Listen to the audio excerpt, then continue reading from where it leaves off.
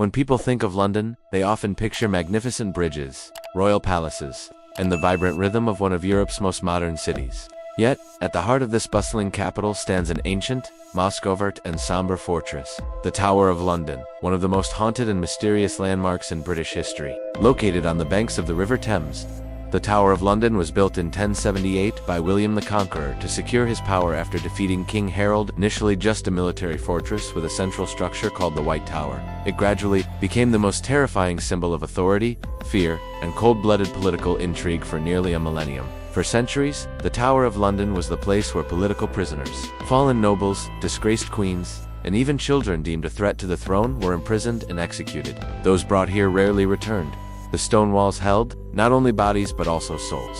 It's said that if these walls could speak, they would whisper with the cries, moans, and hopeless pleas of unjustly condemned spirits. According to historical records, at least 112 people were executed within the tower, but the real number may be much higher. Many deaths were never recorded. The dark dungeons, brutal torture devices, and chilling spiral corridors are believed to harbor centuries of accumulated negative energy that has never truly vanished. It remains lingering in every stone, every stair, every small door where someone once held on to hope, only to never find freedom. Today, the Tower of London is a popular tourist destination. Visitors hear vivid tales of its dramatic past. Yet some report feeling something strange, an unexpected chill on a summer's day, or the unsettling sensation of being watched when no one is around. A few even claim to have seen shadowy figures passing through the halls or heard soft crying from an unknown source. Even the long-serving guards, known as yeoman warders or beefeaters, have their own eerie experiences. One guard once reported that during a 3 a.m. patrol, a time often associated with paranormal activity, he heard 3 knocks on the wall behind him, followed by a whisper in his ear, "Don't come back." Among the many haunting tales tied to the Tower of London, the ghost of Anne Boleyn, the second wife of King Henry VIII, is the most famous. She was not only a prominent historical figure, but also the most frequently mentioned ghost to appear within the tower's walls. Anne Boleyn was once a symbol of beauty, power, and ambition. Her love with Henry VIII led the king to break away from the Catholic Church, plunging the country into a major religious and political crisis. In 1533, she became Queen of England after Henry divorced his first wife, Catherine of Aragon. However, just 3 years later, Anne fell from grace for failing to bear a male heir. She was accused of adultery, incest, and treason charges that many historians believe were fabricated to remove her from power. She was arrested and brought back to the Tower of London, a place once symbolizing her triumph, now her final prison.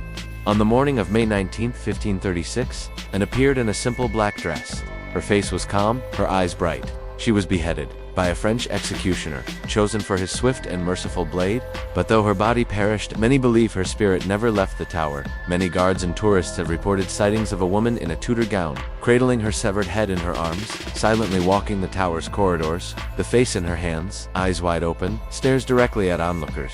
Anne's ghost is most often seen near the chapel of St. Peter at Vincula, where she is buried. Some visitors claim to feel a sudden chill while standing near her grave, even with all windows tightly shut. Others report hearing soft sighs, or footsteps gently brushing against the damp stone floor. One guard allegedly resigned the very night he saw a headless black figure approaching him in the tower's courtyard, before losing consciousness. He recalled feeling a wave of icy air rush through him. Security cameras near the execution site have occasionally malfunctioned without explanation. Cleaning staff, working night shifts, have heard their names whispered when no one else was around. Some say Anne does not seek revenge, but justice. A soul wrongfully executed, betrayed by the very man who once loved her enough to defy the church. Perhaps peace was never possible. Others believe she is still searching for her daughter Elizabeth, who would later become Queen Elizabeth I, one of the greatest monarchs in English history. Today, the Tower of London still stands, majestic, ancient, and cold.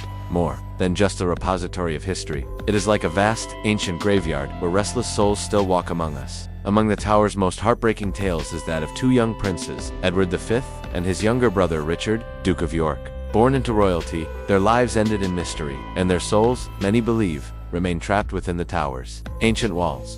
In 1483, after King Edward IV's death, his 12-year-old son, Edward V, was set to inherit the throne. His uncle, Richard, Duke of Gloucester, was appointed regent, a trusted guardian.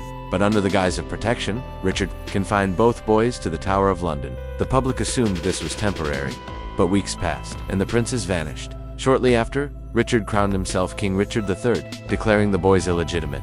Decades later, in 1674, workers renovating the White Tower discovered 2 small skeletons beneath a staircase. Though forensic tools were primitive, the bones, size, location, and timing led many to believe they had found the missing princes. Their remains were quietly buried in Westminster Abbey, but peace may never have followed. Since then, reports of eerie phenomena have surfaced. Visitors and guards alike have heard faint laughter at night, the sound of small footsteps on empty stone floors, or even seen two pale boys dressed in old-fashioned clothes, hand in hand, before vanishing into thin air. One security guard claimed he encountered two ghostly children near the very stairwell where the skeletons were found.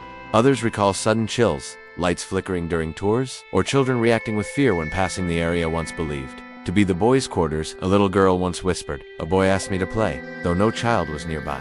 Many historians suspect Richard III ordered the boys murdered, perhaps smothered or poisoned, to secure his hold on the crown. There was no public death, no investigation, no mourning. Their fate was erased from record, and so were their prayers, and maybe that's why they're still here. Forever young, these two forgotten princes are said to wander the cold stone halls, searching for the childhood stolen from them, and the justice they never received. They are not vengeful, they are not frightening, but the sorrow they carry is the most haunting of all.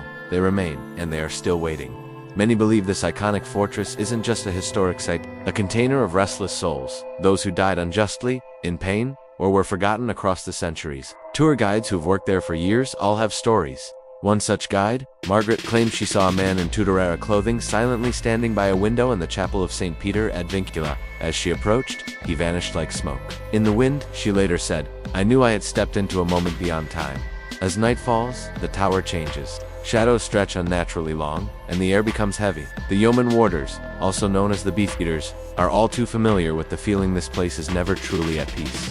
Some report hearing chains dragging across the floors. Others hear voices, cries, or whispers when no one is there. A security guard once saw a hooded figure standing still at 2 a.m. in the Wakefield Tower. When he approached, the figure disappeared, leaving behind an unnatural cold. Another guard near Trader's Gate witnessed a ghostly funeral procession, Tudor-dressed figures silently gliding by, including a woman in a pale blue gown with her head bowed. He later learned about the spirit of Lady Jane Grey, the queen who ruled for just 9 tragic days before her execution. It's said her soul still mourns within these walls. Visitors, too, share terrifying encounters.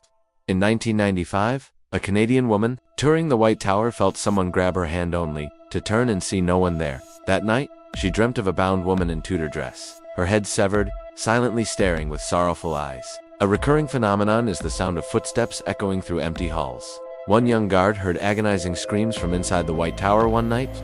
Though the area was found empty, the chilling air and heavy presence made investigators retreat in fear. One of the most haunting stories is of two child princes, Edward V and Richard, Duke of York, believed to have been murdered by their uncle, Richard III, to claim the throne. For centuries, people have reported seeing two small, ghostly boys in 15th century clothing ascending the stairs, holding hands silently. They say nothing, only walk, as if eternally waiting for justice. Other tales speak of people fainting or screaming when visiting the very cells where Anne Boleyn was imprisoned before her execution. A group of students once felt invisible hands tugging at their clothes during a night tour. One girl screamed as she saw a white, headless figure glide down a hallway, sending the group running in panic.